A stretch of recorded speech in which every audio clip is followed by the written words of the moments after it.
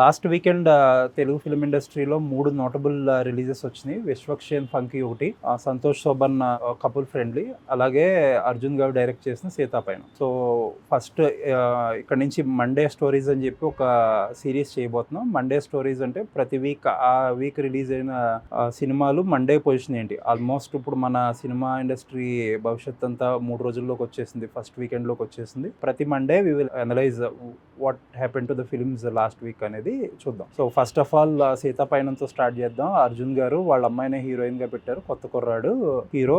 ఈ సినిమా ఒక non starter అనే చెప్పుకోవచ్చు. పెద్దగా ఎక్కడా పర్ఫామ్ చేయలేదు, నాయిస్ చేయలేదు. రివ్యూలు పబ్లిక్ టాక్ కూడా కొంచెం నెగిటివ్ గా ఉండడంతో హోప్ అయితే లేదు. సినిమా డిసప్పాయింట్మెంట్ అనే చెప్పుకోవాలి. సో నెక్స్ట్ వచ్చి కపుల్ ఫ్రెండ్లీ ఒక small cute film. By and large positive talk వచ్చింది. బట్ అనుకున్నంత అంటే ఆ టాక్కి కరస్పాండింగ్గా స్పీడ్ ఉందా అంటే స్పీడ్ లేదు. బట్ స్టిల్ ఒక డీసెంట్ ఫస్ట్ వీకెండ్ అనుకోవచ్చు ఆ సినిమా సైజ్కి, బిజినెస్ ఇన్వాల్వ్డ్కి. బట్ ఈ సినిమాని తీసుకున్న ధీరజ్ మొగిలినేని బ్రేక్ ఈవెన్ అవ్వాలంటే ఎక్స్టెండెడ్ రన్ కావాలి. బియాండ్ మండే కానీ బియాండ్ నెక్స్ట్ వీకెండ్ కూడా పర్ఫామ్ చేయాలి. ఇక్కడ నుంచి ఏమవుతుందనేది చూద్దాం. Around 4 crores 5 crores share collect చేయాలంటున్నారు. ఇప్పుడు అరౌండ్ 2.5 కలెక్ట్ చేసి ఉండొచ్చు. సో లాంగ్ రన్ లో సినిమా ఎక్కడికి వెళ్తుంది అనేది చూడాలి. నెక్స్ట్ సినిమా వచ్చి విశ్వక్షేన్ ఫంకీ. అనుదీప్, జాతిరత్నాలు అనుదీప్ గారు డైరెక్షన్ అండ్ మన సితారా నాగవంశీ గారు ప్రొడ్యూసర్.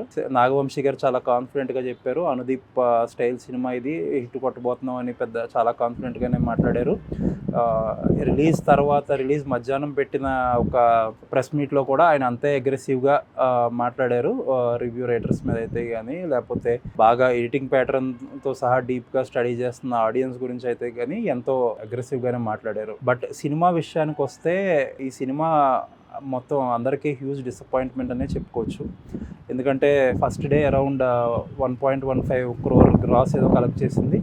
ఇది విశ్వక్షేన్ సినిమాలో ఈ మధ్యకాలంలో చూసుకుంటే హ్యూజ్ డిసప్పాయింట్మెంట్. ఇదే బ్యానర్లో చేసిన gangs of Godavari around 3.5-3.6 crore gross చేసింది. అక్కడ నుంచి 2 సంవత్సరాలు కూడా అవ్వలేదేమో, మేబీ సగం పైగా పడిపోవడం అనేది వెరీ డిసప్పాయింటింగ్ ఆయనకి. ఇంట్రెస్టింగ్లీ అప్పుడెప్పుడో వచ్చిన దాస్కి దమ్కి, అలాగే ఆయన ఎక్స్పెరిమెంట్గా చేసిన గామి కూడా అరౌండ్ 3 crore గ్రాస్ కలెక్ట్ చేసింది. బట్ ఇప్పుడు 1 crore పడిపోవడం అనేది ఆయన కెరీర్ ఎటు వెళ్తుంది అనేది ఆయన ఒక అనాలిసిస్ అయితే చేసుకోవాలి. ఈ నెంబర్స్ అనేది హ్యూజ్ డిసప్పాయింట్మెంట్. ఎందుకంటే సితారా లాంటి బ్యానర్, అనుదీప్ లాంటి డైరెక్టర్ ఉన్నప్పుడు ఆబ్వియస్లీ ఆ ఓపెనింగ్స్ లో ఉన్న పుష్ కనపడాలి. బట్ ఆ ఓపెనింగ్స్ పుష్ కూడా కనపడలేదు. And over the weekend cinema ఇంకా డిక్రీజ్ అవుతూ వచ్చింది. సండేకి వచ్చేటప్పటికి కపుల్ ఫ్రెండ్లీ స్లైట్ ఎడ్జ్ తీసుకుందంటే, బుక్ మై షో డేటా తీసుకుంటే Sunday ticket sale 24 hours ticket sale వచ్చేటప్పటికి కపుల్ ఫ్రెండ్లీ ఇంకా లీడ్ తీసుకుంది. ఓపెనింగ్ డే కంటే సాటర్డే తక్కువ ఉంది, సాటర్డే కంటే సండే తక్కువ ఉంది. సో ఇది హ్యూజ్ డిసప్పాయింట్మెంట్. ఇంకా మండే అన్ని ఏరియాల్లో చూస్తే